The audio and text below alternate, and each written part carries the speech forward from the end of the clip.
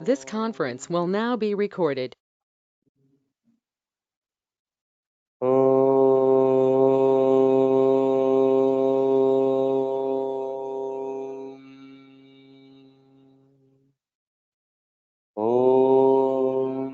साईश्वराय विद्महे सत्यदेवाय धीमहि तन्नः शर्वः प्रचोदयात्। ॐ साईश्वराय विद्महे सत्यदेवाय धीमहि तन्नः सर्वः प्रचोदयात्। ॐ साईश्वराय विद्महे सत्यदेवाय धीमहि तन्नः सर्वः प्रचोदयात्। ॐ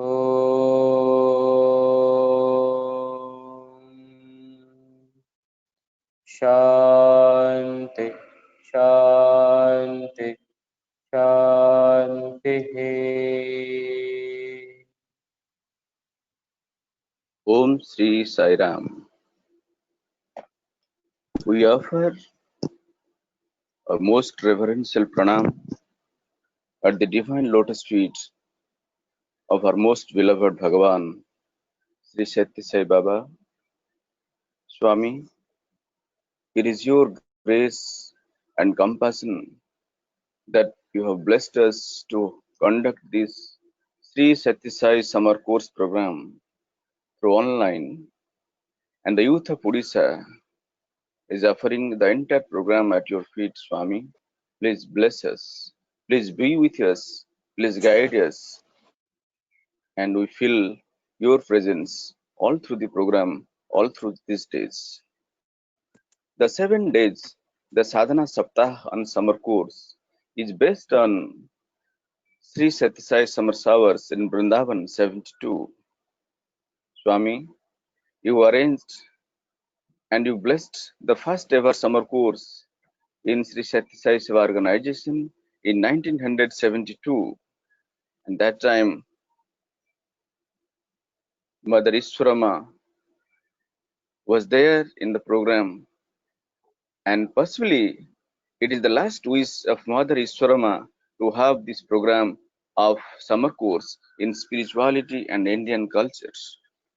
Swami says, India is your mother, culture is your father. Without mother and father, if we do not know about our culture, our India, then motherland will become orphan.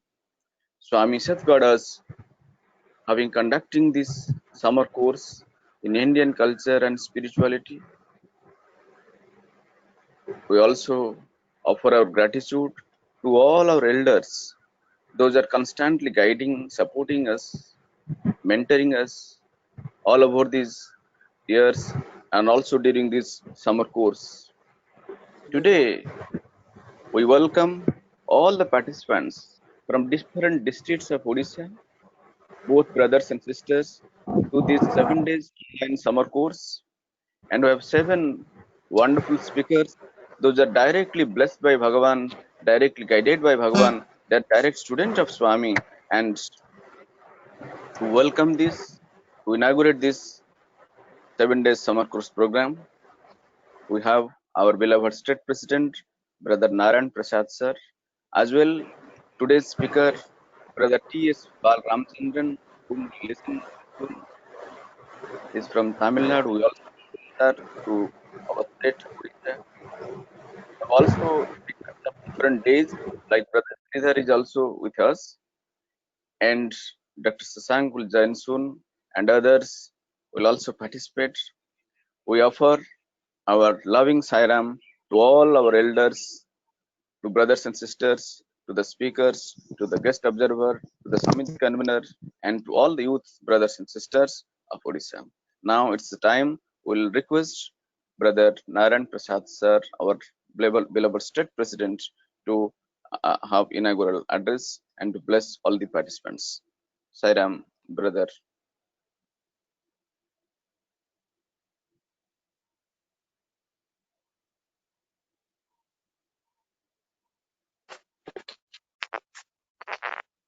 Sairam, ଗୋଟେ ଘୋଷଣା ଅଛି Sudeep Kumar Das,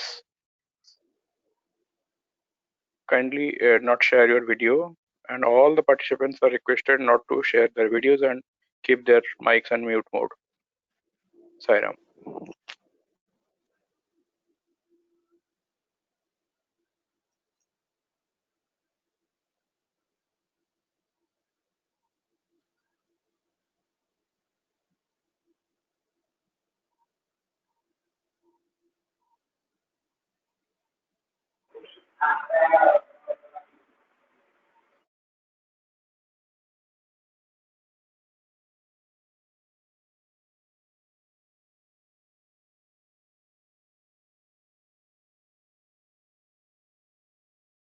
Sairam, Chinmay Narayan ଭାଇ ଗ୍ରୁପରେ ଅଛନ୍ତି ନା ଅନମ୍ୟୁଟ ଅଛନ୍ତି? देखिए तो बैठ के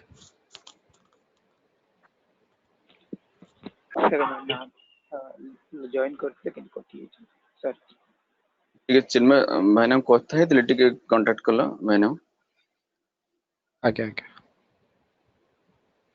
Sairam, our speaker today is before Brother Narayan sir, our president joins. Let us know about brothers Bal Ramchandran.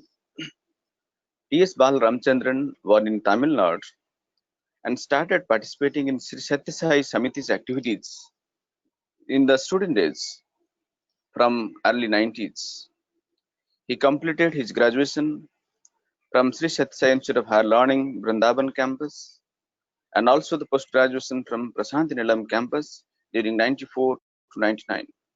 And those are the golden days when they're blessed having darshan, sparsan, sambhasan, direct guidance by Bhagavan.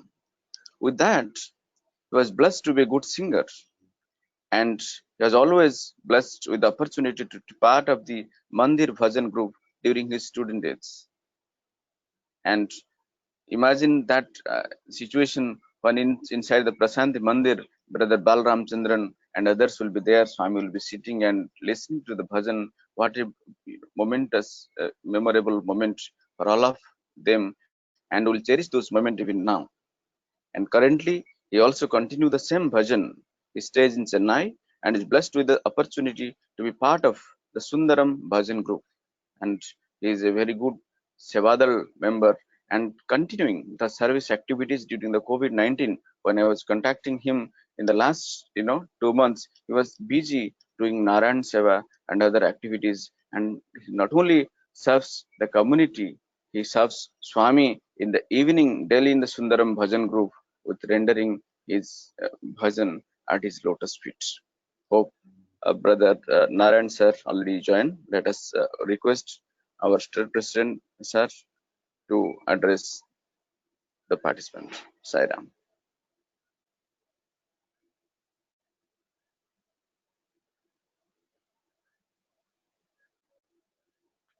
Om Sri Sairam. My humble pranams at the divine lotus feet of our beloved Bhagwan.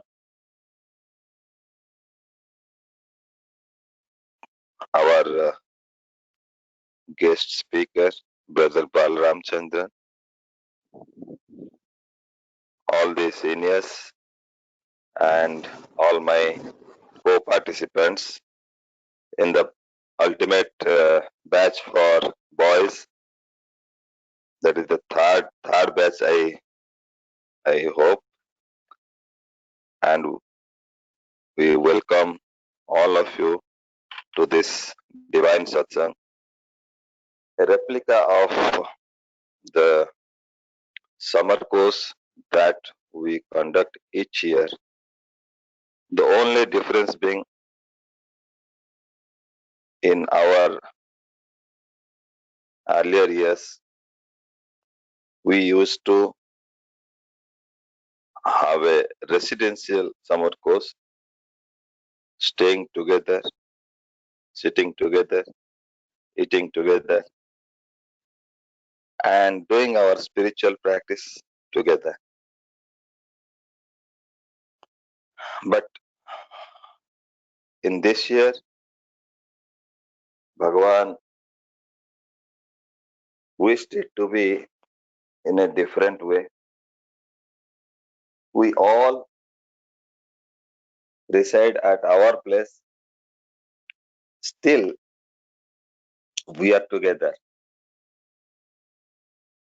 through this virtual satsang facilitated by the use of technology.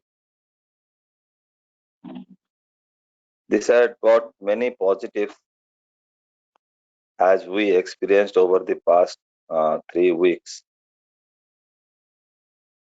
That the 1972 summer showers in Vrindavan, all the discourses that Bhagavan had given, that had been beautifully rearranged in a 7 days course capsule, and eminent experienced speakers from inside the state and outside the state are invited, and they beautifully delivered, explained to us those discourses, and the series of this 7 days course have been beautifully designed thanks to our state in charge, brother Dr. Umakant Subudhi, who had been very gone deep into that to make it successful. And I'm very happy to see, even now I can see more than 200 participants in this virtual satsang. And in every batch, there is a huge demand, and lot of candidates are in the waiting list to join this 7 days course. Whatsoever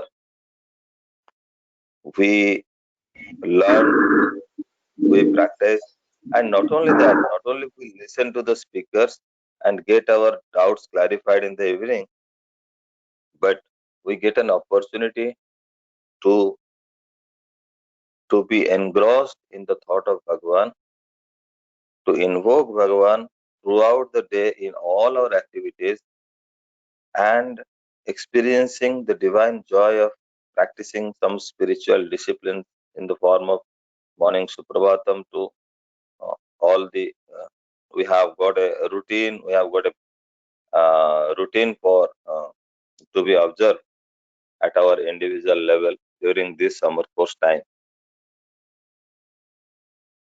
And today, like our first chapter, the Vedic culture of India, and it goes on like tomorrow we'll have the Upanishads, the wisdom of Upanishad, and then we have the uh, India, Indian culture, and the path of devotion, sense control, and all these topics have been beautifully captioned. And today, the topic which we are going to dwell in fact, Swami has chosen this to be among the first discourses of the 1972 summer course, very deliberately, because though we feel that Veda, Upanishad are something very difficult to grasp in, and it is very difficult to practice some even today we feel that Veda is something which is good to be kept in our puja room, but it is not worth opening and studying. But Swami very categorically emphasized the importance of Vedic knowledge and the importance of practicing Vedic culture, because this alone is the best knowledge that takes us inside, to look inside, to discover our real self, that is I. And who is this I? And Swami, with very beautiful day-to-day life examples, very simplified the whole thing, which had a perception of very difficult things to understand and practice. Swami has made it very simple, and he also repeats that it is very instrumental. Before you get into any other form of knowledge, it is the first and foremost, and it is the ultimate also. So our life is only Veda. It starts with Veda and ends with Veda. It starts with the knowledge of Koham and ends with the knowledge of Soham. So this is the journey of life. So it's a beautiful topic, and as beautiful is the speaker of today, Brother T.S. Balaji Ramchandran. I heard Uma giving the brief introduction of him, but I had the opportunity of listening to him once in Purnachandra Auditorium, and I was more than I have that video also recorded with me now. Sometimes when I feel down, when I feel little hopeless, I used to see that video, because brother, when he was delivering the address, he was totally immersed in the thought of Swami, and he was crying seamlessly, and each word were so nectarine that even today when I see that video, I feel very joyful, and I also feel the presence of Swami. Such a dedicated and very nice instrument of Swami, Brother Bal Ramchandran, is with us, and I request all the participants to listen to him, and I also do not want to be a barrier between him and you all. All I can request you that please follow the guidelines of this virtual satsang. Do not unmute your speaker frequently, so that it will create the noise will disturb everybody. So we'll next 1 hour or so we'll listen to Brother Ramchandran, and I would request everybody to take note of it, whatever he says, and do rethinking, come up with any doubt we have, and in the evening session we'll get it clarified by brother. And I welcome Brother Balaram Chandran, loving Sairam, and welcome to Odisha virtually. And I would now request brother to carry on this sail of Vedic journey and take us across the river or Bhavasagara, or the Dustara Bhavasagara. And I hope and wish all our participants, including myself, will benefit a lot out of it. Jai Sai Ram. Thank you so much, Narayan Prasad sir, for the loving words. In fact, I'm feeling inspired. I'm feeling confident. In fact, I was telling Brother Umakanta also that if there's anybody who's going to benefit the most today, it is going to be me. If anybody else benefits from this satsang, that is purely between Swami and them, and I have absolutely no role to play. Thank you so much for the loving words and for the opportunity. Welcome and thank you.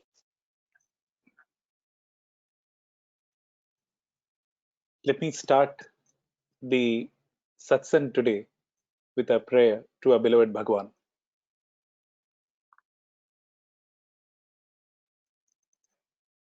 Tvameva mata cha pita tvameva त्वमेव बन्धुश्च सखा त्वमेव त्वमेव वेद्या द्रविणं त्वमेव त्वमेव सर्वं मम देव देवा त्वमेव सर्वं श्री साई देवा.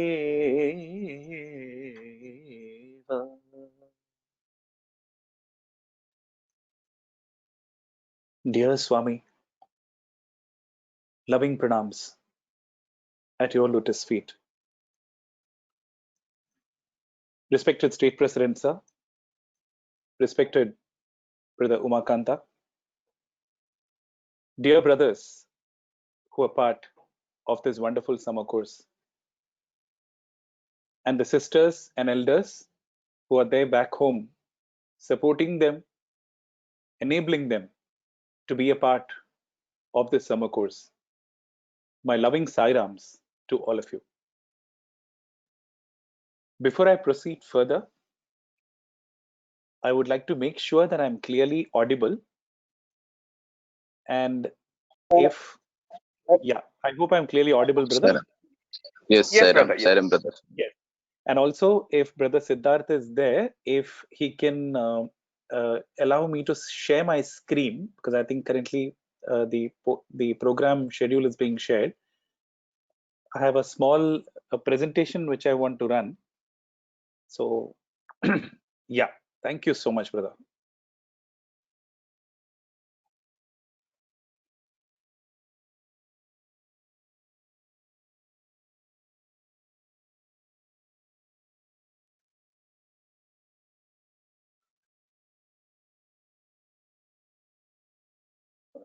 Brother, is my screen visible currently? Yes, brother. Yeah. So I just want to make sure that it is visible in the presentation mode. Just give me a second. Is it viewable in full screen mode currently? Not right now. Not right now. Just a second, brother.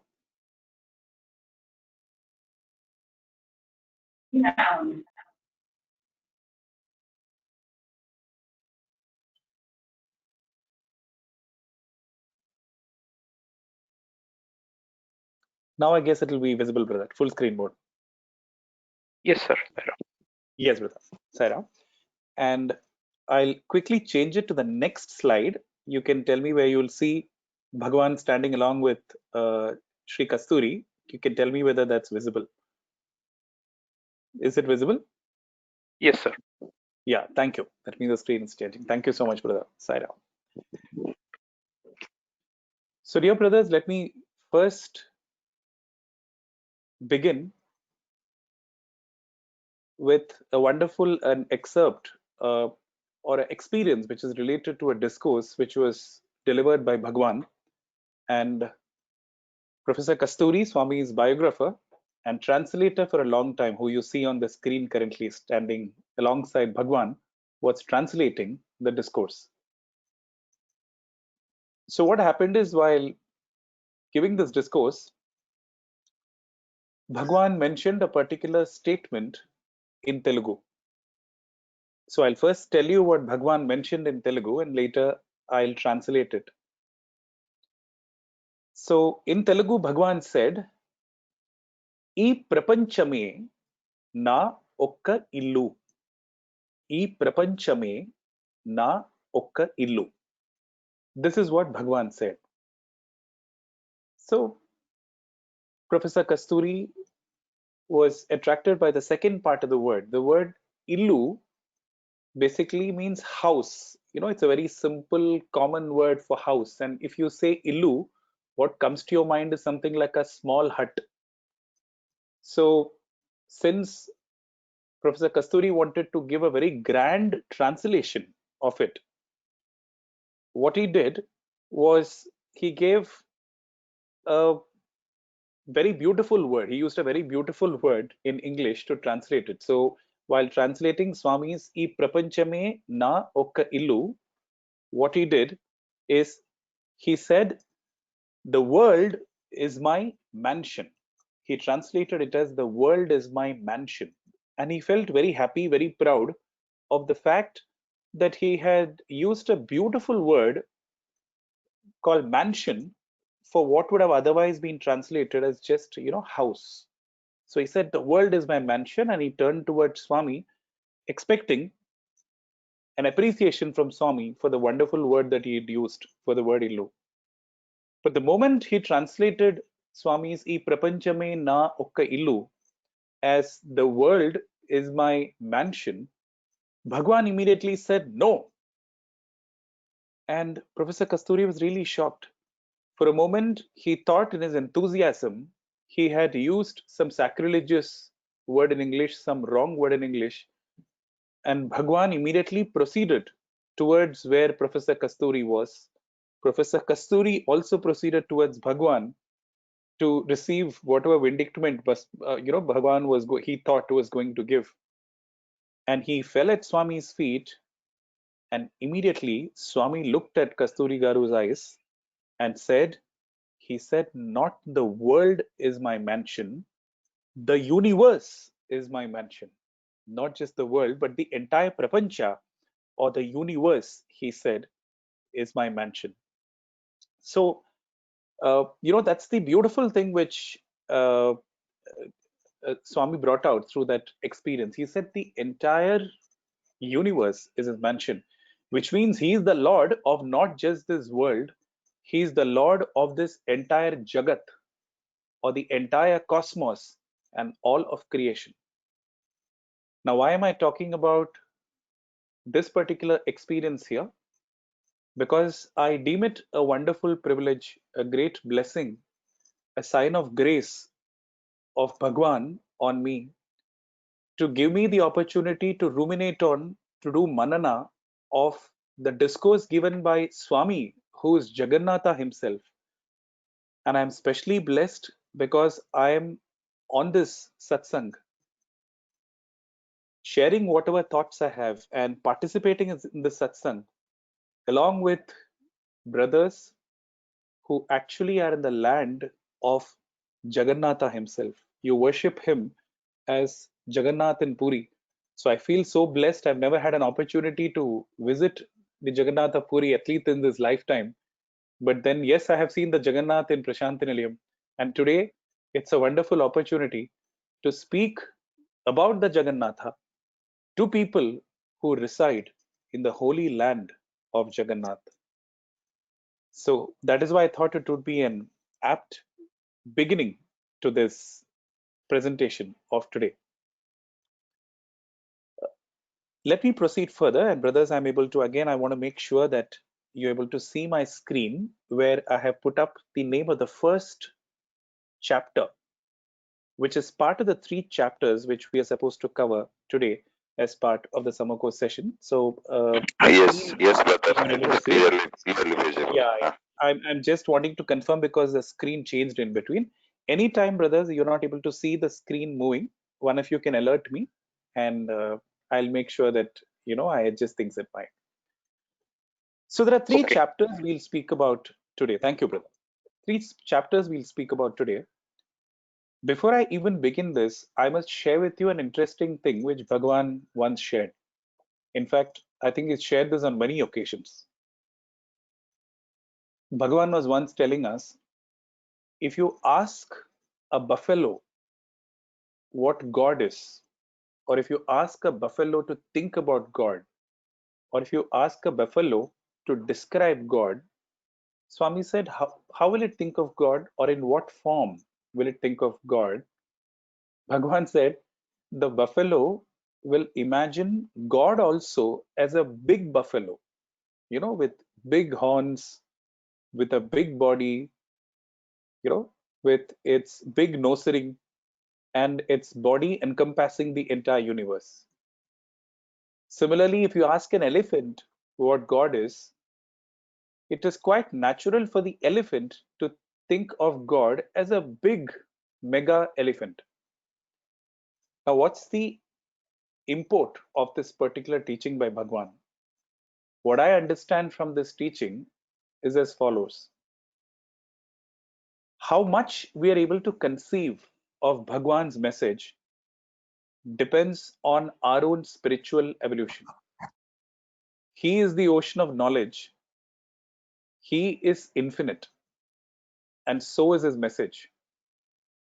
But how much one will be able to grasp out of the divine message of Bhagwan depends on our own evolution.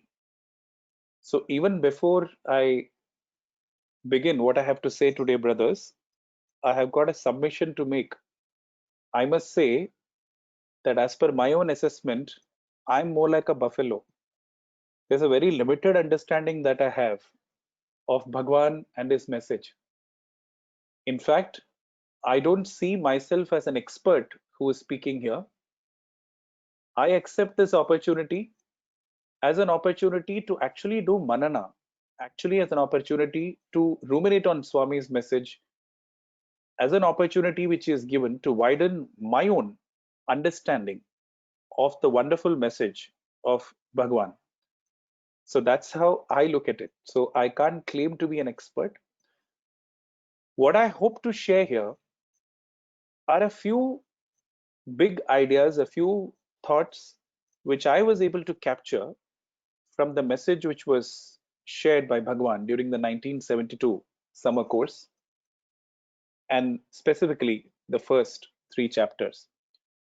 So if there are mistakes in what I'm saying, kindly pardon me as the ignorance of somebody who's still evolving on the spiritual path.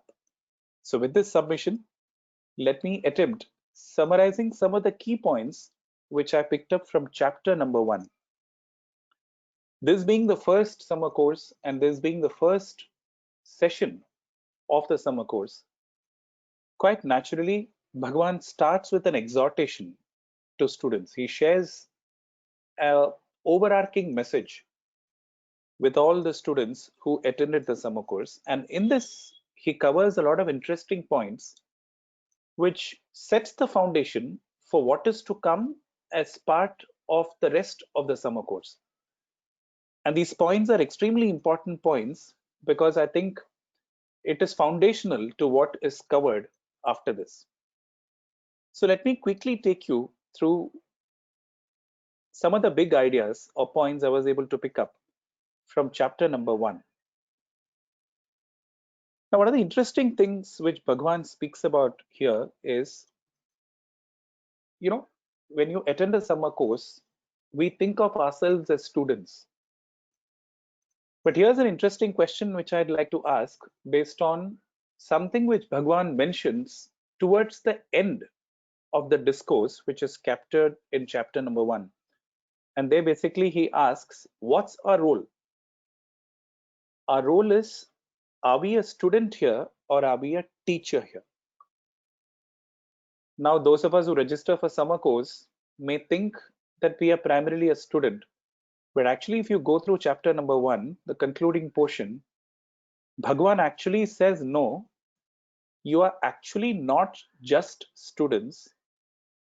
All of us must look at ourselves as teachers or trainers who will later on have to spread the message which we pick up from the summer course. Now, this I thought is a very important point to mention, because how much you pick up from any learning activity depends on how you see your role as, or what you see your role as. In fact, there's enough research which proves that when you learn with the intention of teaching others, you tend to learn more. When you know that after I have learned what I have to learn, I'll have to go and teach others, you tend to learn more. That's quite natural. And that's one of the important points which Bhagwan makes. And dear brothers, I must tell you that this is no ordinary statement. Why am I saying this is no ordinary statement? To substantiate that, I must share with you a very interesting, amusing experience which one of the devotees based in the USFA in America had. So here was this Balavikas guru. The entire family was a devotee. They were Indians, but based out of US. Naturally, the children were born there. They were brought up in US. Most of their friends were people who were locals, who were Americans. A lot of them did not know Bhagwan, had not heard of him, let alone see his photograph. So many of the classmates of these children for the first time saw the photograph of Bhagwan only in the house of these children. So this Balavika's guru's children, their classmates used to come to their house to study with them, to play with them. And naturally, since they are, it's a Sai devotee family, you would have Bhagwan's photographs and pictures all over the house. So often what would happen is these children would the classmates of these children would always point towards Swami's photo and say, hey, who is this? Okay, now how do you explain? If somebody were to ask you who's Swami and you're a small child, what would you explain? Now, even if you're an adult, what would you explain? Because Swami is not a phenomena who can be explained easily through words. So it's very difficult. What do you call him? Do you call him a sannyasi? Do you call him an avatar? Do you call him a guru? What do you call this person? So they also didn't know what to do. So what happened is that a few months later, when this Balavika's guru along with the children were in Prashanti Nilayam, Bhagwan was very merciful and compassionate to give them an interview. When Bhagwan gave them an interview, he spoke to the entire family. He also spoke to the children. And then he asked the children a question. He said, see, your mother has filled the entire house with Swami's photo. Isn't that right? Children said, yes, Swami. So because the home is full of Swami's photos, when your classmates come and they look at the photographs, they must be asking who this is, who I am, right? They said, yes, Swami. And at that time, you must be struggling to answer the question because you don't know. I mean, when they ask you, who is this? You don't know how to introduce me to them, right? They said, correct, Swami. And Swami said, don't worry, I will give you a solution. And what did Swami say? Swami said, next time any of your friends come, point at my photo, and then ask, who is this? Swami said that all that you have to do is, please tell them that this is my mother's social studies teacher in India. Imagine Swami saying social studies teacher in India. That's an amusing experience. Okay, Swami introduced himself as, the social studies teacher of their mother. But the most important point to pick up there, according to me, is Swami referred to him as a teacher. In fact, many years before, when Swami was asked, in the early ages of his avataric career, when Swami was asked, Swami, who are you? How do we understand you? Swami said, see, it's difficult to understand me, but then if you ask me who I am, you can think of me as Satya Bodhaka, or the teacher of truth, the teacher who's come to teach you the truth. What the truth is, of course, we'll see as we discuss further points in this session. In fact, the answer to the question, what is the truth that Bhagwan has come to teach, would actually be visible all throughout the summer course discourses that you would go through. It would come on, it would appear in many instances. But the most important point is Swami referred to himself as a teacher. So in this discourse in chapter 1, Bhagwan actually says that you are not students, all of us are teachers, which means, just imagine, brothers, Swami is actually giving us a status which is equal to his. That's the kind of responsibility which Swami has given us. So that's the first important point to understand. In fact, Bhagwan says that you may be wondering how, the entire country can be transformed by holding a summer course where only a few hundred people attend. Like Brother Narayan Prasad sir said, there are 200 people on this satsang. Can 200 people transform the entire country? Swami says, yes, that's possible, because he says, like the Jawans in the army are trained by a few trainers. Similarly, he says that the 200 of you who are actually part of the summer course, you are not the Jawans only, you are also the trainers. Of course, we are Jawans also, we are Swami's army men also. At the same time, we also have the additional responsibility of training others and taking this message to others. Now, how do we take this message to the others is something which Bhagavan covers in subsequent portions of the discourse, and we look at that. So the next slide, this is the next message. Bhagavan says that, if you are a leader or if you're a teacher and you have such an important responsibility, now that's a noble and difficult work. And if you wish to do any noble and difficult work, Bhagavan says in this discourse that you must accept two things. One, you must accept leadership. And second, you must accept responsibility. Now, why does he say leadership and responsibility? There's an interesting point to think about. Generally, when we say somebody is a leader, we think of that as a privilege. We think of that as a position which the person occupies. But Bhagavan always talks about leadership as a responsibility. For example, if you look at the Sri Satya Sai Seva organization, being a convener, being a state in charge, being a state president, being an all India president, all of these are actually responsibilities. They are not positions. In fact, basically that means that they are expected to carry on a larger load. Basically that means that they are supposed to set an example. Basically that means that we have to be role models. Now in the previous slide, like I said, Bhagavan referred to us as teachers. It will be interesting to go and see what Swami originally, what was the word which Swami used in the original discourse. I'm not sure whether we have a recording of the 1972 discourse in Swami's beautiful original Telugu. But often when Swami would use the word teacher, one of the words which Swami used was acharya. So he would use the word acharya for teacher. And acharya comes from the word acharana. Acharana means to practice. So when Bhagavan says if you want to do noble and difficult work, then you must accept leadership and responsibility. The responsibility. So how do you lead? You actually lead by practicing it yourself. You lead by setting an example. You lead by becoming a role model. And in fact, you take on this responsibility to share the message of Bhagavan with others by actually being a role model and practicing the message of Bhagavan in your life.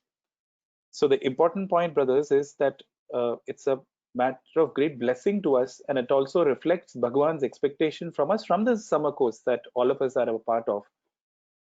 So we are not just students here. Our responsibility is not just to absorb information. We must bear in our mind that Bhagavan expects us to not just absorb learning from the summer course, but also make it a part of our life, do acharana or practice it in our life. And by practicing it in our life, we set an example to others, and through our example to others, we try and teach others. Because the best way to teach something is by following it yourself and being a role model. So that is the huge responsibility which Bhagavan is entrusting us with. And that is Bhagavan's expectation from us. And I thought it's important to mention this first because I think we must bear this in mind while we listen to everything which is shared with us as part of the summer course. Let me move on to the next message that Bhagavan gives. So Bhagavan said that, if you want to take up noble and difficult work, then you must take up leadership and responsibility. But some of us may think, why should we take up noble and difficult work? What's the benefit for us if we take up noble and difficult work? Here, I'd like to share a very interesting story. And you possibly also seeing the picture on the slide of there's a person who's trying to push a rock. So let me tell you the story behind this. So the story goes like this. There was a person who was very weak, very thin, not at all strong. He used to envy his friends who are very strong, who had strong muscles, who are bodybuilders. So what happened is that he tried everything, and he continued to remain thin and very weak. So he started desperately praying to the Lord, saying, Lord, please make me strong, please make me strong, please make me strong. And he continued his prayers for a long time. One day, while he was sleeping, the Lord appeared in his dream. And in the dream, the Lord told him, he said, son, you've been praying for the boon of strength. So I will give you strength, but there's something which you need to do to get that strength. And the Lord said, tomorrow morning, when you wake up and you open the door, you will actually be able to find opposite your house a big rock, a huge rock. Now, what you're supposed to do is you have to move that rock by 1 inch. If you move that rock by 1 inch, I will give you all strength. So this person was very happy. He thought it will not be very difficult to move the rock by 1 inch. So next day morning, he got up, he opened the door, and true to the Lord's words, there was a big rock which was there opposite to his house. So what did he do? He stepped out and he started pushing the rock hard and hard and hard. And he did that the entire day under the blazing sun. So he kept on doing that morning to evening, but unfortunately, the rock did not budge even 1 inch. He was disappointed, but he did not give up his effort. The next day in the morning, again he got up, he started pushing the rock. And he would do that from morning to evening. He would give up all his work and do only this because he was driven by his desire to become strong. And he did that for days together. Days became weeks, weeks became months, months became a year, and this went on. But the rock never seemed to move. So what happened is, one day after he'd tried moving the rock after an unsuccessful day, he came back again. He was very tired. He went to sleep. And just before going to sleep, he was complaining to the Lord, saying, Lord, what is this? For 1 year, I've been trying to do this very bad. See, not even, my entire effort is wasted. And he went to sleep. And again in his dream, the Lord appeared. The Lord appeared. He was very angry with the Lord. And he said, Lord, what a wasteful effort. You gave me some work which was totally waste because 1 year of time I have invested. I gave up all other work and I have been trying to move this rock. And see what has happened. The rock is not even moved by 1 inch. What a waste of time. In response to this, the Lord laughed and he said, son, when was the last time you looked at yourself in the mirror? So then this person realized that because he was obsessed with the thought of moving the rock, he had forgotten everything else. For a long, long time, he had not even looked at himself in the mirror. And God said, okay, no problem. Tomorrow morning when you wake up, look at yourself in the mirror. Next day morning, this person woke up. He remembered the dream. He thus went and stood in front of the mirror. And dear brothers, he was not able to recognize the person who he saw in the mirror, in the reflection in the mirror. Because the person, the image which he was able to see in the mirror was not that of a weak person, was that of a person who was extremely strong with very well developed muscles, all your six pack and your biceps and your triceps. He was somebody, his current form was something which would make any bodybuilder jealous. And then he realized, dear brothers, that in the attempt to push this rock, in the attempt to do the difficult work of pushing the rock day in, day out, the rock had not moved, but he had become strong. And his prayer was to become strong, and the Lord had answered his prayer. So the most important learning which we must take away is this. One of the elders in the Sai organization in the early days used to say this very beautifully, and please note down these words, because these are wonderful words which we must remember whenever we do any seva. This elderly gentleman who used to be with Bhagwan for a long time used to say this. He used to say, what the work does to you. What the work does to you is more important than what work you do. I repeat, what the work does to you is more important than what work you do. So what is important is not what work you do. What is important is, as a result of you trying to do that work, what's the transformation which happens to you? And if you see, Bhagwan's purpose is basically that only. Because when he says you have to become teachers, it is not so much about transforming others. When I try to become a teacher, how can I become a teacher? Because according to Bhagwan, a teacher is not just somebody who teaches through words. A teacher is somebody who teaches through his or her own actions. Which means if I have to teach, first I have to follow. And when I follow, I get transformed. So basically, Bhagwan's objective is that only. It is not about transforming the world. It's about transforming ourselves. And if each one of us transform ourselves, the world automatically gets transformed. And that's always been, as per my understanding, Bhagwan's approach. So one answer to the question, why should we take up noble and difficult work, is it's for our own benefit. We are the persons who benefit. That's why I was also mentioning in the beginning, if I'm a part of the satsang today, my incentive is, I don't have an illusion that I will be transforming all of you, because if any of you get transformed, I have no role to play here. That is Bhagwan's grace, and that is between Bhagwan and you. And it will be stupid on my part to assume that I have actually transformed you. Basically, this work which I'm doing today is to transform myself. Because if I have to talk about what I have to talk about, at least I have to make an attempt to implement some bit of what we are discussing today. So why should we take up noble and difficult work? Bhagwan says you must do so, because when you do so, you are the person who will get transformed. You are the person who will be benefited the most. There's also one more interesting answer to the question, why should we take up noble and difficult work? And here let me share with you a beautiful experience which happened in the early days in Prashanti Nilayam. This must have been in the 1960s, the early 1960s, and I hope you're able to see a beautiful black and white photograph of Bhagwan, which is inside the Prashanti Mandir, you know, the Bhajan Hall in Prashanti Nilayam, not the Sai Kulwant Hall, but the Bhajan Hall inside, where the altar is. So this is the old Prashanti Mandir, Bhajan Hall.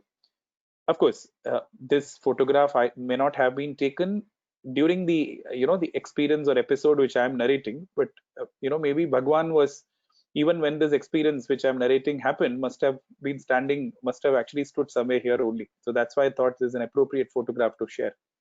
Will help you visualize the situation. So what happened is, it was the 1960s. Around the afternoon time, Bhagwan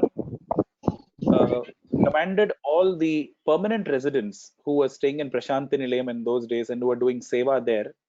Bhagwan requested all of them to assemble in the Bhajan Hall in Prashanti Mandir. And once all of them had assembled, Bhagwan asked the Mandir secretary in those days, Shri Kutumba Rao. Shri Kutumba Rao Garu was asked to speak. So when Bhagwan asked Kutumba Rao to speak, he got up and he addressed the gathering of the permanent Sevadals who were there, who were permanent residents of Prashanti Nilayam. He addressed all of them, and in his address, he conveyed the following. He said, dear brothers and sisters, Bhagwan is very pleased that all of you have left behind all your other priorities, your personal priorities, etc., and the comforts of your home and the familiarity of your home, and you have come down and settled in Prashanti Nilayam, where in these days they were very basic facilities only, and you are doing a lot of valuable seva, and Bhagwan is very pleased with this. After saying this, Sri Kutumba Rao Garu said, however, Bhagwan is not very pleased with the fact that some of you are in your spare time, instead of using it for sadhana, you are actually gossiping, you are spending your time in wasteful activities. In fact, if you were to utilize that time also properly, then you will be able to do much more seva or much more things for Swami. So make note of the last words. He said, so he concluded by saying that you can do much more for Swami if you utilize that time also properly. Now, Bhagavan was listening to the entire speech by Sri Kutumbarao. And the moment this portion of the speech came, he requested Kutumbarao Garu to stop. And then he asked him to sit down, and Bhagavan got up and he started speaking to the devotees. And when Bhagavan spoke, he said, see, whatever Kutumbarao said was correct. However, I do not agree with the last sentence which he shared, or the last statement that he made. And the last statement which Kutumbarao had made is, he had said that if you can do much more for Bhagwan. And Swami said, Kutumbarao said, you can do much more for Bhagwan, but Swami said that, see, you don't have to do anything for Swami, or you don't have to do anything for Bhagwan. And in fact, after that, Swami said, you know something, for me to do my work, or to me to fulfill my mission, honestly, I don't require any one of you. Just my sankalpa is enough. And then Bhagwan gave an example. He said, see, in Ramavatar also, it was like that only. If Lord Rama had just decided, saying, let Ravana be killed, let Sita come back. If he had just made the sankalpa in his mind, because of the sheer power of the divine sankalpa, automatically what would have happened is Ravana would have got killed, and automatically what would have happened is that Mother Sita would have come back. So all this war and building the bridge and all that was not necessary at all, Bhagwan said. He said the same thing now also. If I want to accomplish my mission, I don't need any one of you. Okay, all this noble and difficult work, I actually don't need any one of you. I can do it myself. He said, but the problem is, if I do it myself, then you will lose an opportunity to transform yourself. You will lose an opportunity to purify yourself. That is the reason, to create the opportunity for you, I allow you to do it. So don't think you're doing it for Swami. If I don't do it, Swami's work will not happen. Swami's work will always happen. If I don't do it, somebody else will do it. If nobody does it, just by Swami's sankalpa, it can be accomplished. Which means it's actually a great favor which Bhagavan is doing. It's a sign of his grace that he's giving us an opportunity to do this noble and difficult work. In fact, Bhagavan also mentioned a very interesting point. Bhagavan said that, I am trying to create opportunities for you to do this seva. And sometimes creating such opportunities for you is a big problem for me. Swami said, because what happens is, when I create this opportunity and make you do the work, sometimes the kind of confusion you create and problems you create are so much that it is better that I would have done it myself, because you go and mess up the work, and after that I would have to go and correct it myself. It's what Bhagavan was mentioning. So just imagine, it's a great opportunity which Bhagavan is giving us. So why should we take up noble and difficult work? Swami says, not for Swami. It is actually for ourselves only, just to transform ourselves. So Bhagavan refers to us as teachers, not as students.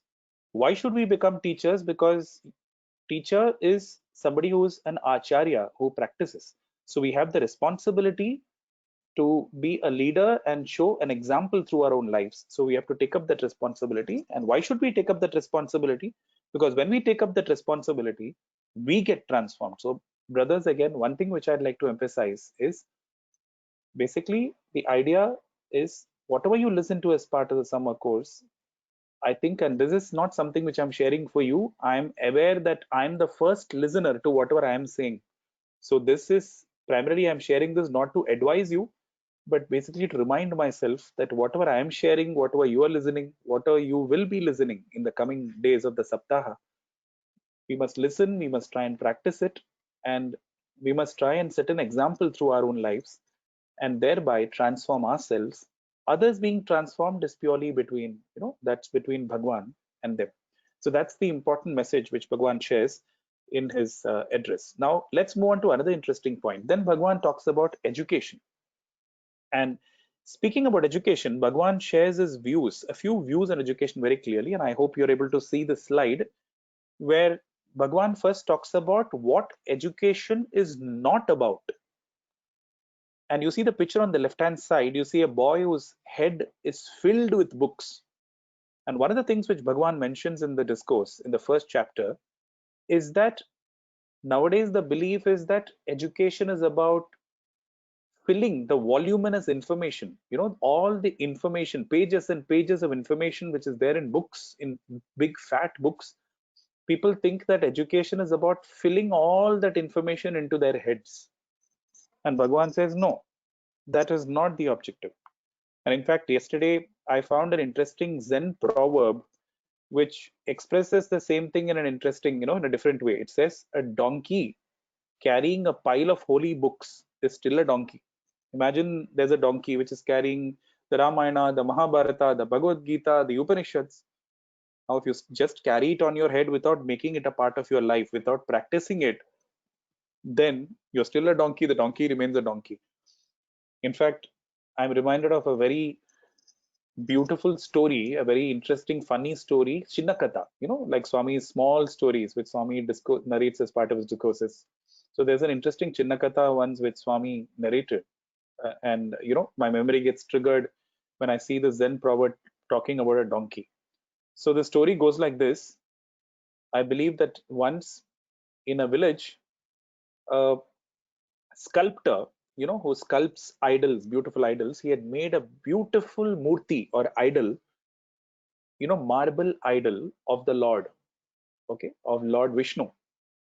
So once the idol was made, the idol was to be carried to the next village, because in the next village, in a temple, this idol was supposed to be installed. The pratishtha was supposed to be done. The installation was supposed to be done, the consecration. So in those days, of course, there were no motor vehicles. So this donkey was used to transport the murti of Lord Vishnu from the first, the first village to the second village. So the moment the donkey entered the, the village, the jurisdiction of the village where the temple is, the donkey found that on both sides there were a group of devotees who had gathered. And all the devotees on their plate had flowers, they had, sandal paste, they had agarbatti, they had, fruits. And what happened is, as the donkey walked into the village, carrying the image of the Lord, carrying the idol of the Lord, all the people started showering flowers and turmeric and kumkum and, showing agarbatti, showing aarti, offering food and all that, offering nivedya and all that. And the donkey felt very, very proud. The donkey started thinking, finally, all human beings have realized my greatness. See, all these days I have done so much of great work. Finally, they have realized how great I am. And the donkey thought that all this worship belonged to the donkey and was extremely proud of itself. But Bhagwan says that once the temple was reached and the murti of the Lord, the image of the Lord, was picked up and installed in the temple, now the donkey was coming back empty. Correct? There was nothing on the donkey. The donkey was expecting a royal treatment again. But unfortunately for the donkey, Bhagwan says that nobody even looked at the donkey when they were coming back.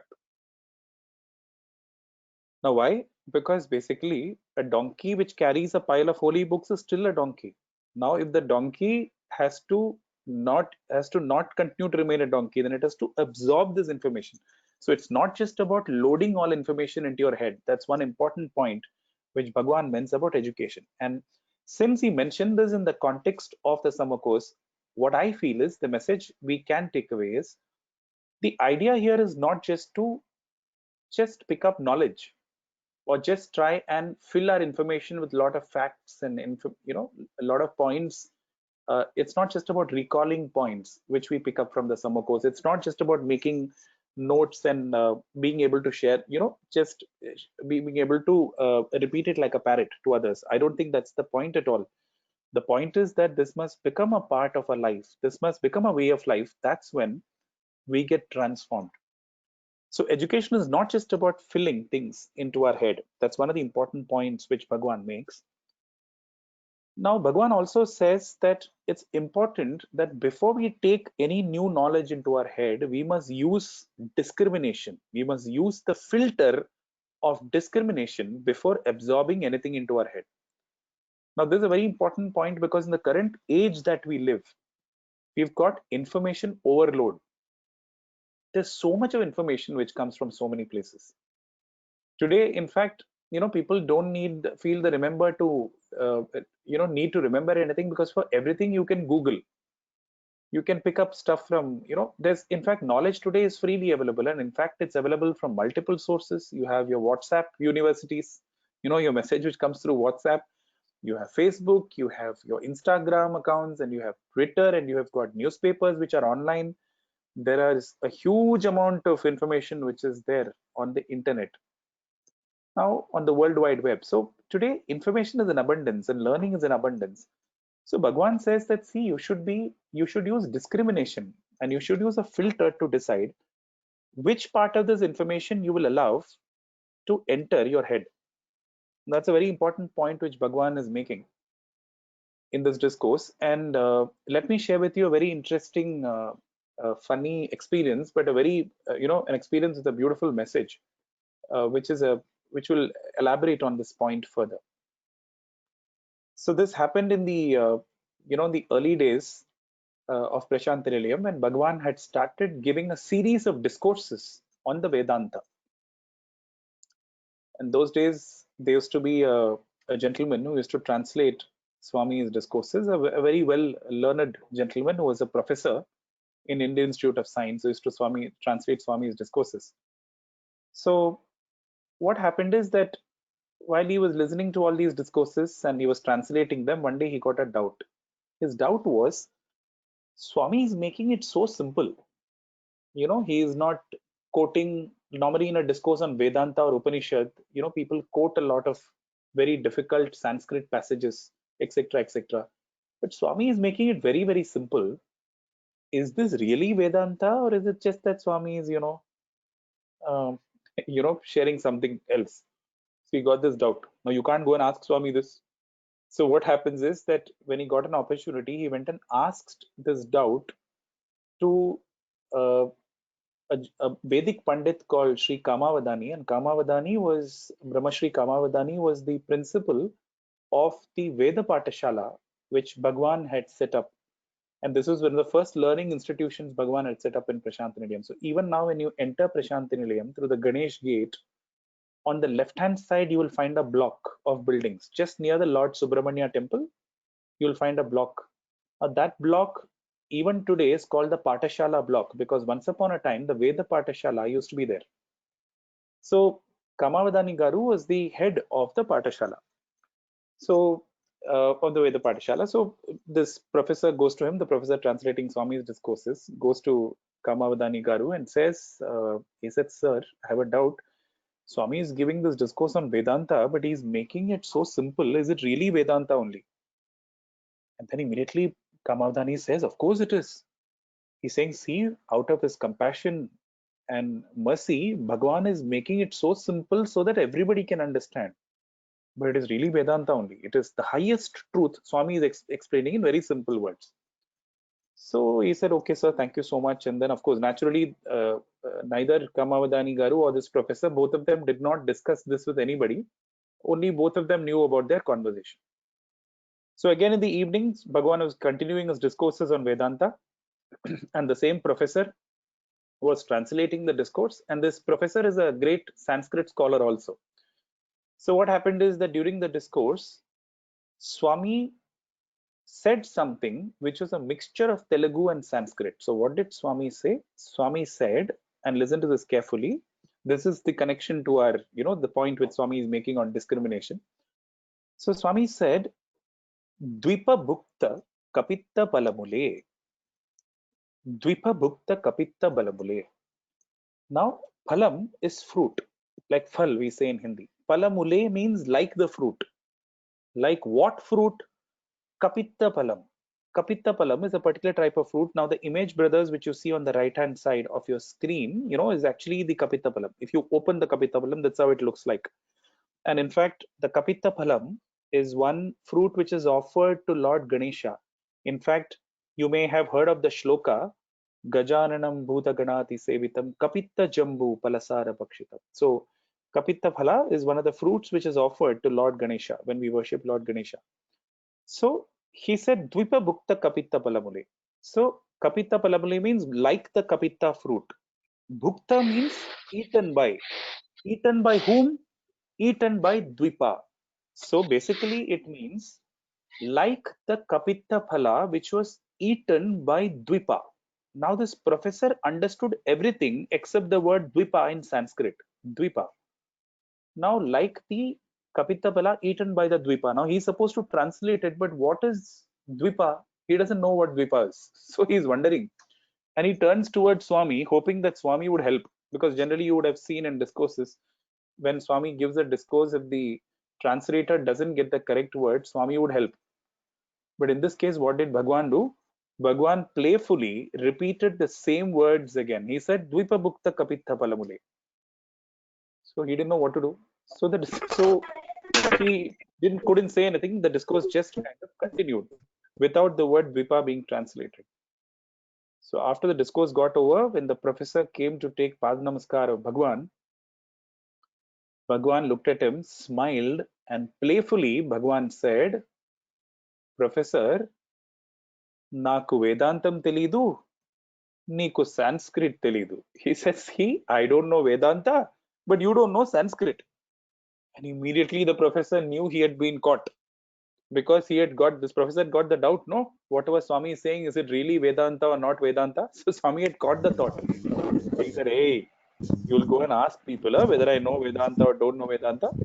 Okay, so playfully chided him. Then he asked him, Bhagwan, this professor prayed to Bhagwan saying, Bhagwan, can you please tell me what Dwipa is? Okay, now brothers, please listen to this carefully. Bhagwan said, Dwipa means pa, the word pa in Sanskrit is the root word. The syllable pa in Sanskrit is the root word for drinking. That's why anything which is drunk, for example, you say paniyam, anything which is drunk, you drink, juice is actually called paniyam. Okay, or you say pani, no, for water. Yeah, so pa is the root word for drinking. Dwi comes from dve. Dve means two. Ek, do, teen. We say dve, no? So ekam, dve, trini, chatwari is 1, 2, 3, 4 in Sanskrit. So dve. Dwipa means the one who drinks 2 times. Who's the person who drinks 2 times? Bhagwan says the person who drinks 2 times is the elephant. Because just think, the elephant, no, if you give elephant water, it will first drink the water with its tongue, and then it will drink the water with its mouth. So it drinks the water twice. That's why another name for the elephant is Dwipa. But what was Bhagwan sharing in the discourse? Bhagwan was sharing Dwipa Bhukta Kapita Balamule. He said it is like the Kapita Pala which is eaten by the elephant. Now, when the Kapita Pala is eaten by the elephant, what is special? What is special is, it is believed that in the excreta of the elephant, you know, when the Kapita Pala comes out, in fact, I believe the elephant has got this special capability. When the Kapita Pala comes out in the excreta, you will find the shell, you know, the hard shell as it is. But if you break open the Kapita Pala, you'll find that, you know, like you're seeing, the inner substance is there, the essence is there, the essence will not be there. The elephant has got the unique capability of absorbing the essence of it, and it just discards the outer crust, which is not required. So basically, Bhagwan was actually sharing in the discourse that, see, we should also be like that. All the information which comes our way, we should not just fill our heads, or we should not allow it to enter our head. We should filter it and take only whatever is beneficial. Like the elephant, Dwipa Bhukta Kapita Palamule. Like the elephant consumes the Kapita Pala, we should only take what is of essence and discard the rest. That is when we become a jnani, is what Bhagwan was sharing so beautifully in the discourse. So brothers, one thing to remember, I think one message which Bhagwan shares with us here is, today there's so much of information which comes.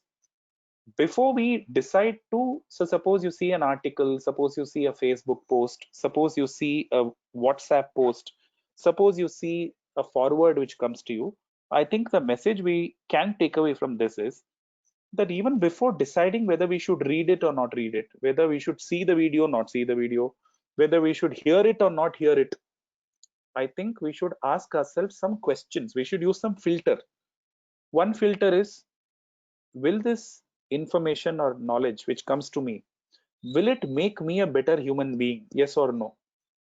If the answer is no, then we should not even take it. Second, will this help me acquire some capabilities which is beneficial for me? Again, if the answer is no, you should not absorb it. Or will this information help me acquire some capabilities which will help me serve others, help others? Fourth, will this information help me with getting some information which will take me closer towards the Lord? Sometimes what happens is, no, we get into arguments or discussions which really don't help. In fact, there was a great saint in the southern part of India when people used to go to him with various kind of general philosophical discussions. For example, in fact, this particular saint used to be a very renowned, respected head of one of the Shankaracharya mutts in a place called Sringeri in the southern part of India. In fact, he was believed to be a Jivan Mukta. His name is Sri Chandrasekhara Bharati Mahaswamiji. When people used to go to him and ask him, saying, "Sir, what is actually Your Holiness? What is the when was Shankaracharya born? Where did he live? Where did he attain samadhi and all that?" And these are points about Shankaracharya about which there are various debates. People have different opinions. Whenever people used to take such philosophical or academic points of discussion to him, he used to just ask them a question. He used to ask them, saying that, see, will this information, that is knowing where, when, in which year Shankaracharya lived, or where was he born, where did he attain samadhi, etc., will it really help you realize God? If it's not going to help you realize God, then why you are unnecessarily breaking your head on it? So Bhagwan also says you should use your discrimination on what learning to pay attention to, what learning to not pay attention to, what to invest time on, what not to invest time on. So these are, brothers, very important points, because we will be, not just during the summer course, also subsequently. See, whatever comes through the summer course will all be useful information. But in the world outside, we'll be listening to a lot of information which we must decide whether to allow it to enter our head or not. Let us remember Swami's message, Dvipa Bhukta Kapitta Balavale. We absorb what is really beneficial only. Now, Bhagwan goes on and says, okay, is it enough if you just acquire knowledge? One Bhagwan says that you should use your filter, but just using your filter and absorbing good information, is that enough? Swami says that is not enough. Swami says you must also practice it. If you don't practice it, it leads to indigestion. If you eat food and don't digest it, what happens? It's harmful to the body. Similarly, if you take in knowledge but don't do acharana or practice it or implement it in your life, it becomes a wasteful exercise, is what Bhagwan says. In fact, Bhagwan says the two pictures that you see on the screen, one is of course Lord Rama and the other one is Ravana. Bhagwan has mentioned in many discourses that, actually speaking, if you see, Ravana was more educated than Lord Rama himself. He had learned more vidyas or more branches of knowledge. However, Lord Rama was greater, was more successful, is known even to this day simply because he practiced whatever he learned. So that's the message which Bhagwan reminds us again and again about. In fact, when we practice what we learn, then our entire life gets transformed. And how do you know you have really absorbed what you have, or you're really practicing? What will happen is, in everything that you do, it will become a way of life. So let me share with you a wonderful example of a devotee of a Bhagwan who actually showed this in his life. There are many examples we can speak about, but if we don't just acquire knowledge but actually absorb it and make it a part of our life, the way we think, the way we conduct ourselves, even small actions that we do will reflect that divine learning. So let me share with you an interesting an insightful example. I guess on your screen you are actually seeing the photograph of Gitopadesha. You're able to see Lord Bhagwan in the form of Lord Krishna and Arjuna. I put up this photograph because this experience I'm going to narrate is related to that. So what happened is that there was a devotee who had come to Bhagwan a long time ago during his youth days when he was very young. And at that time, Bhagwan had told him that this devotee should make the Prasthanatraya. The Prasthanatraya are the three holy texts. And what are the three holy texts? They are the Upanishads, the Brahma Sutra, and the Bhagavad Gita. Traya, the three of them, the Upanishad, Brahma Sutra, and Bhagavad Gita. So Bhagavan had told his youth that he must make the study and acharana of these three texts. He must make this as the mission of his life.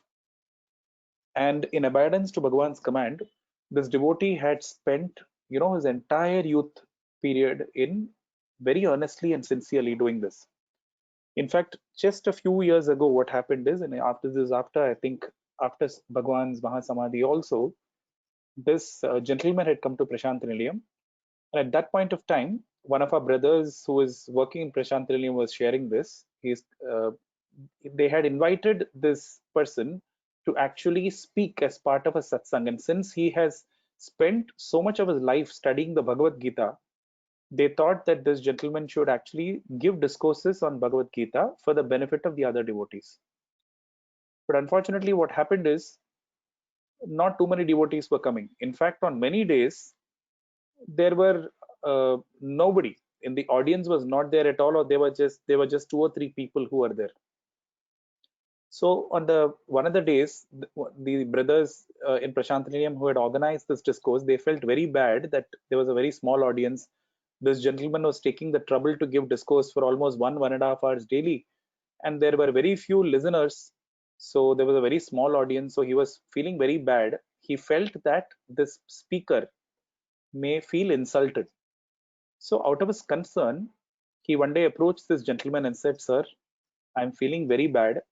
We asked you to speak about the Bhagavad Gita, and unfortunately, the audience count is very thin. Very few people are attending. So, I feel very bad that you're taking so much of effort, but there is only a very small audience which is coming to listen to your speech." But the moment this brother said this, you know what the gentleman said? He said, "Brother, please don't worry at all." He said, "Please don't think like that at all." And then he said something very beautiful. He said, "Brother, the greatest discourse in the world,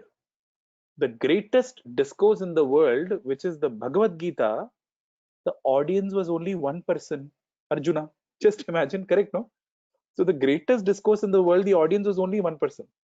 When I heard this, I was also thinking many times when we go for speeches, we get invited, we think, oh my God, crowd is very less. Okay, I want a big crowd. But then think about it. The Lord of Lords gave the greatest of discourses just for one person. And this gentleman who had actually read the Bhagavad Gita had not just read it, but he had absorbed it.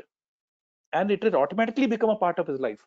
So, like Bhagavan says, it is not enough if you just acquire knowledge. It must become a part of your system. You must get immersed in it. It should the fragrance of it should get reflected in every single act that you do. That is the ultimate state to which we must move, is what Bhagavan is sharing here. And this is one more point, brothers, I think we should remember as we go through the summer course. The next thing which Bhagavan says, and I think we've got about 5 minutes. The 5 minutes, let me try and cover a few more points, and we'll keep the rest of it for the evening session.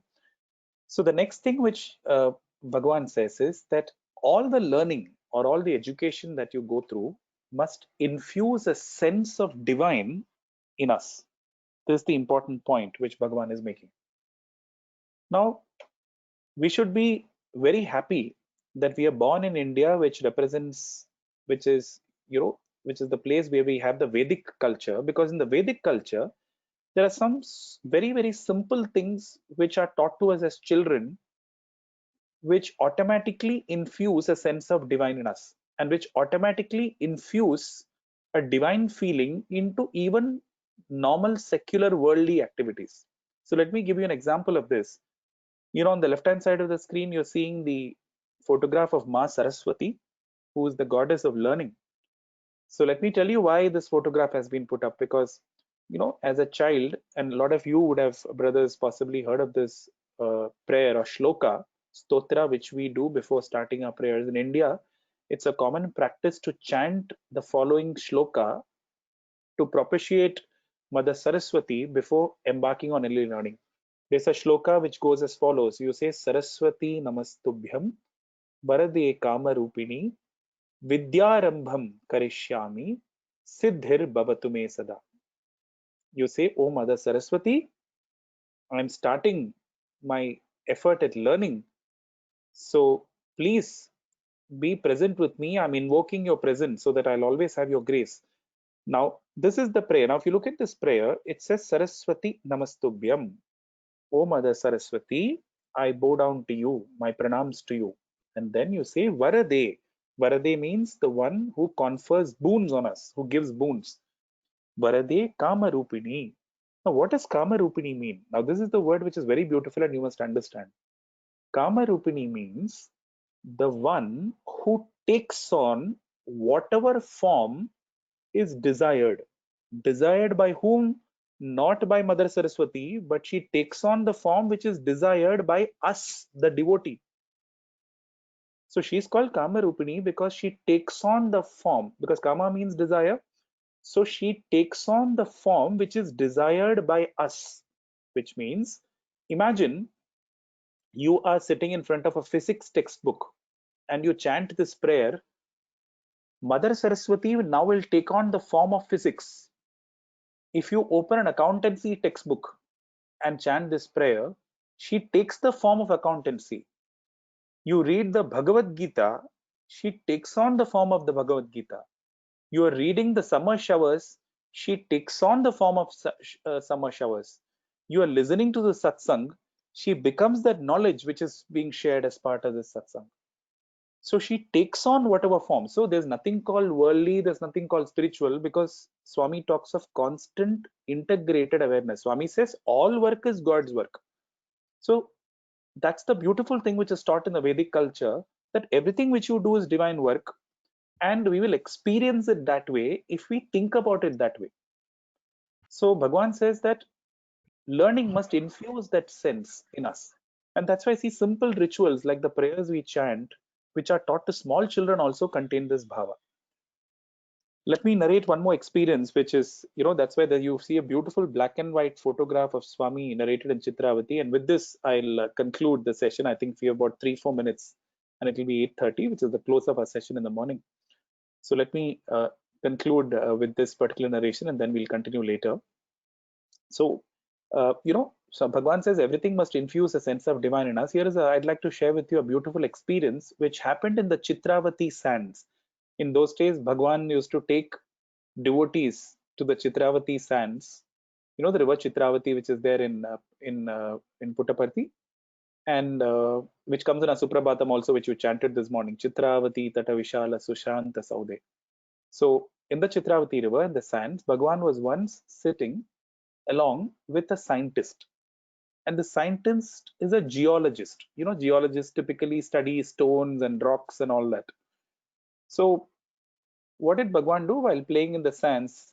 Bhagwan picked up a granite stone and he showed this to the geologist and said, "Scientist, what is this?" And the scientist answered, he said, "Swami, this is a granite stone." Next, Swami asked him, "What is inside this?"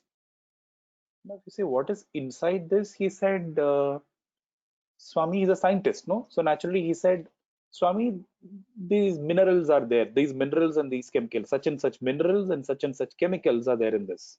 So he mentioned the name of minerals and chemicals which are part of the granite stone. Bhagwan says, no, deeper inside, what is there? So again, as a scientist, he said, "Swami, molecules are there, Swami, molecules." Swami said, "No, deeper. So if you say deeper, the scientist said, "Swami, atoms are there." But Swami again said deeper. So this person said, "Swami, electrons, protons, neutrons." But Swami didn't stop there. Swami said deeper. Now the scientist had reached the edge of science. In those days, they knew only electron, proton, neutron. So they didn't know what to say now. He said, "Swami, deeper means what? Electron, proton, neutron only. That's it." So what did Swami do? At that point, Swami took the granite stone in his hand again. He just blew a little bit of air on it. Like, you blow air on it. Swami playfully does that. The moment Swami blew his breath on this stone, it transformed itself into a beautiful small idol of Lord Krishna. But it is a, it is a white colored idol of Lord Krishna. And then Swami actually showed this idol to this geologist and said, scientist, remember, deep, deep, deep, deep inside everything is God. You may think electrons, protons, neutrons, but you go deeper inside everything, God is there. And then playfully Bhagavan said, break the feet of Lord Krishna and eat it. He said, Swami, how can I eat it? Swami said, you can, because Bhagavan had in his divine Leela, had transformed that granite stone into rock candy, sugar candy, and why did he possibly do that? Bhagavan does everything with a reason. What I feel is because if you go deep inside everything and discover God in it, you will experience the sweetness of God in everything that you see. So whatever it is, whatever sciences we learn, Bhagavan's message to us seems to be that we must remember that beneath all the secular knowledge that we take in, deep inside everything is the Lord. So we should never lose cognizance of that particular divine which is there beneath the surface, which is actually the foundation of everything. So learning, whatever we learn must infuse a sense of the divine in us. Such education is real education, Paravidya, as against Aparavidya. Anything which teaches you that the divine is there in everything is Paravidya, is what Bhagavan says, and Bhagavan says that that's the most valuable form of learning. So it's 8:30 now, so I know that we have to conclude a morning session at 8:30. So let me stop here and let me offer everything that has been shared so far in the satsang at Bhagavan's lotus feet. I'll now hand over the the platform to our brothers or organizers here and await their instructions. Sairam. Sairam. Sairam, Reverend Brother. Sairam. Sairam, we express our heartfelt gratitude for conveying, rather making us understand and realize Swami Sai Jagannath's teachings. We sincerely hope that all the participants internalize the teachings and transform themselves to turn out to be teachers as expected, rather required by Bhagavan. As brother narrated, it's necessary to transform ourselves as Bhagavan has taken up the effort, as he has been doing now over the years, so many years, to create the opportunity for us. Brother, we are thankful to you for sharing your valuable time and wishes.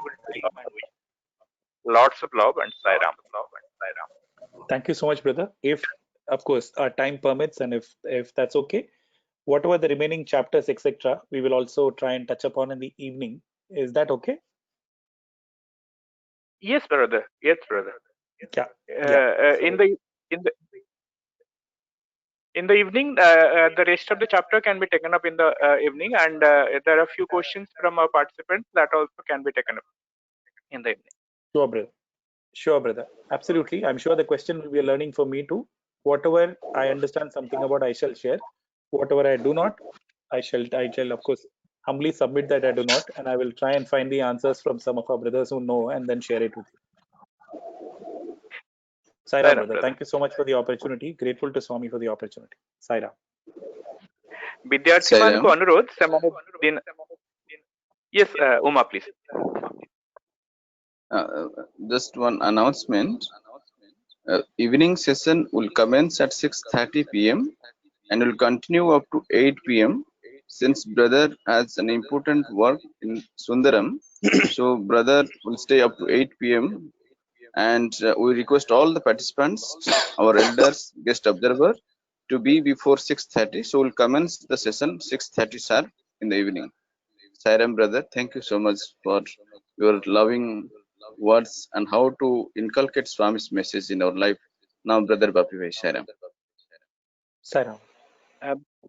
विद्यार्थी मान को अनुरोध से दिन परवर्ती समय को मनन रे व्यतीत करिवे एवं मन रे आंदोलित प्रश्नावली को आपण मानक पे उद्दिष्ट व्हाट्सएप ग्रुप रे पोस्ट करिवे ये सब प्रश्नावली को दिन 12टा मध्य पोस्ट कले आम से सब को एकत्रित करी ब्रदर बालचंद्रन पाखक पठेबू एवं आज संध्या अधिवेशन रे से सब को प्रश्नावली उपरे आलोचना करा जिवो। समस्त विद्यार्थी मान को पुनर्बार अनुरोध एवं बारंबार अनुरोध कि आमे माने एही कार्यक्रम मूल्य बुझिबा। एपरी कार्यक्रम एवं एपरी शिक्षक भाग्य थिले मिलंती, भगवान को कृपा थिले ही मिलंती। तेणु आमे माने कार्यक्रम चलीथिला बेले हमर माइक को म्यूट मोड रे रखिबा एवं stand up to the repute and discipline of SI devotee. Again, all the participants are requested to stay back for one more message from our side after the Shanti Mantra. Now we will wait for Bhagavan's bhajan from his golden voice. प्रेम मुदित मन से कहो राम राम राम राम राम राम राम राम राम श्री राम राम राम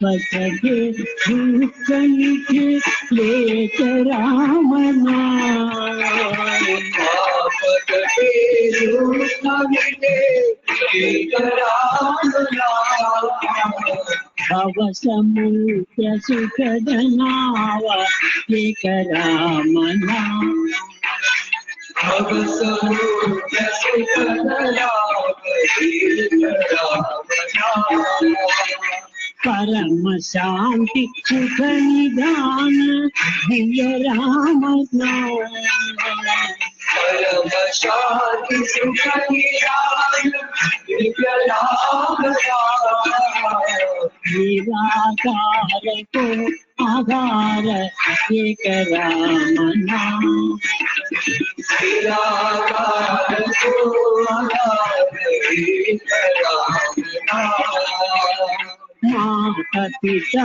बंधु सखा सब राम नाम माता पिता बंधु सखा सब राम नाम जनर जीवन धन एक राम नाम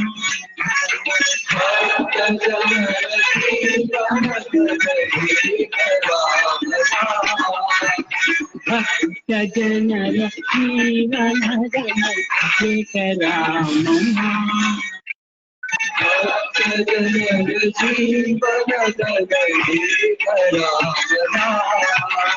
नाम राम राम राम राम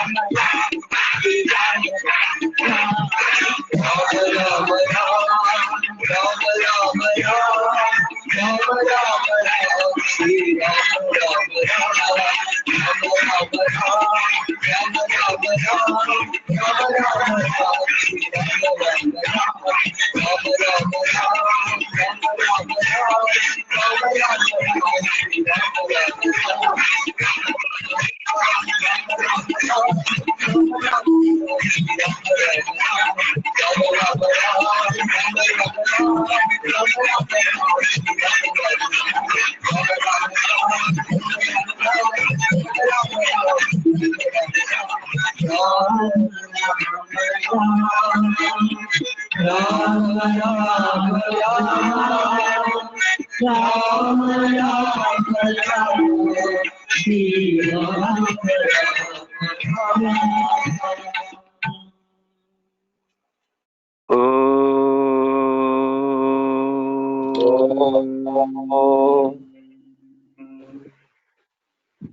शांति शांति शांति।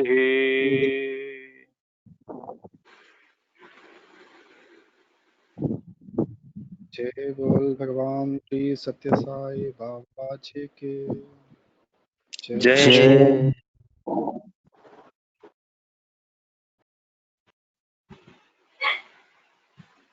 साईराम समस्त पार्टिसिपेंट्स मानक अनुरोध आम टिके 2 मिनिट रहिबा हम गेस्ट छाड़ी की मीटिंग रूम गला परे आम किछि 2 मिनिट रो डिस्कशन अच्छे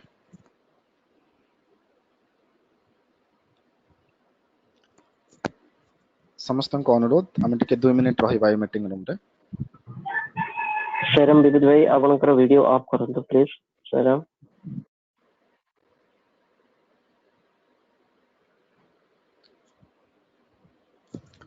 ओम श्री साईराम भगवान अपार करुणार चतुर्थ पर्यायर आमर 4th बैच एवं ओवरऑल 6th बैच रो आज प्रथम दिवस रे आम खूब सुंदर भाव रे भगवान वार्ता को आम आम पाखे पहुंचे आमर बालचंद्रन भाई आज सेशन जो भाई भाव में मंत्रमुग्धकर थिला आसंता 6 दिन आम समस्त एभली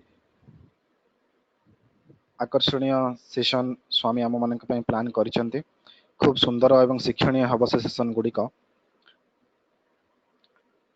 आम मैंने जो निश्चित भाव में आपण मानक समस्ते जना जाइथिला आपण माने जानिथिबे जे एई सेशन रे मोस्टली हमर स्पीकर्स माने प्रशांत निलयम रो अछंती एवं ओडिसा बाहर अछंती तेणु डेलीवरेशन गुड़ाक मोस्टली इंग्लिश रे रहिबो आमे गतकाली संध्या रे गोटे ट्रायल रन सेशन समस्त पार्टिसिपेंट्स एवं गेस्ट मानक नै करिथिलु सेइथिरे जेहेतु किछि भाई भौणी मिसिंग थिले सेइथि पई आमे 2 मिनिट रे आपनको किछि ब्रीफ करबा को चाहूछु आज सकाळे जदि आपण माने अनुभव करथिबे केते सुंदर भाव रे सेशन चलीथिला किंतु किछि समय मझिरे मझिरे किछि विशृंखला किछि भाई भौणी मानक तरफ रो हेइथिला जहा कि हमर संपूर्ण मीटिंग रूम को ता स्पर्श करथिला वर्तमान जो भली भाव रे आपण देखि परथिबे किछि भाई भौणी मानकर वीडियो ऑन अछि एवं ताहा को आमे समस्त देखि परछन्ते जहा कि ए यार हमको एटा प्रेजेंटेशन हमर नुह किंतु किछि भाई किंबा भौणी किंबा मौसा मौसी मानकर जानि नथबा कारणरू ता हमको विजिबल होउछि सेति पई हमें गतकाली ए जिंस विषय रे हमें पुंखानुपुंख आलोचना करथिले आउ थरे से विषय आपण मानको मने पकई देबा को चाहूछि आज जेहेतु आपण माने जानिथिबे देखिथिबे जे 225 पार्टिसिपेंट्स हम ए ग्रुप रे थिले वर्तमान किछि जण छाडी के जाइछन्ती किंतु ए ग्रुप रे मीटिंग रूम रो स्ट्रेंथ होछि 250 एवं आसंता काली हमको 50 जण पार्टिसिपेंट जोटा हमर भौणी मानकर सेकेंड बैच चली से 50 जण पार्टिसिपेंट से जॉइन करिवे तो आसंता काली ठारो 250 रु अधिक पार्टिसिपेंट्स हम एक्सपेक्ट करूछु सेति पई आपण मानको समस्त को अनुरोध आपण जो व्हाट्सएप ग्रुप रे अछंती सेथिरे जो लिंक टी को आपण को दिया जाउछि से लिंक टी आपण का पई एवं से लिंक को आपण आउटसाइड को शेयर करबा उचित नह कारण आमे जेहेतु गोटे श्रृंखला दृष्टि 250 पार्टिसिपेंट्स को आइडेंटिफाई करिछु ते आमे सीमित रखिबा से 250 पार्टिसिपेंट्स के मध्य रे एवं जो भली भाव में आम श्रृंखला दृष्टि आम आपन को अनुरोध करिछु आपन को सीरियल नंबर नेम एवं डिस्ट्रिक्ट को मेंशन करबा पई ताहा को प्लीज समस्त मेंशन करिवे आज किछि डिस्टर्बेंस जोगु निजर नाम मेंशन करि नथिले किछि जण भाई किबा भौणी एवं तांको एंड रो नॉइज को भली भाव में मीटिंग रूम को प्रभावित करिथिला एवं आम समस्त को साधन रे ता व्याघात सृष्टि करथुला ताहा हमें अनुभव करिछु तेनु आम समस्त जतपुरंत नास्ते चेष्टा करबा जे मो पाखरे थिबा कोनोसी विशृंखला मो पाखरे थिबा कोनोसी नॉइज जो भली भाव में मीटिंग रूम रा पवित्रता को स्पर्श न करू हम समस्तंकर प्रथम उद्देश्य एहा हवा दरकार मोर लर्निंग मोर सिखिबा द्वितीय एस्पेक्ट प्रथम होची मोर श्रृंखला मोर स्थान रा पवित्रता एवं जदि कोनोसी प्रकार रा नॉइज अछि मो एंड रे ताहा मो पाखरे सीमित होई के रहू मोठो अधिक ताहा आउ कहा को स्पर्श न करू तेणु समस्त आम ए विषय चिंता करबा चेष्टा करबा म्यूट मोड रे आम सब बेले रहिबा गतकाली मध्ये आम बारंबार से शब्द को आपन को जणैथिलु आज मध्ये जणौछु बारंबार आम हमर स्क्रीन को चेक करूथबा जे आम म्यूट मोड रे अछु को नाही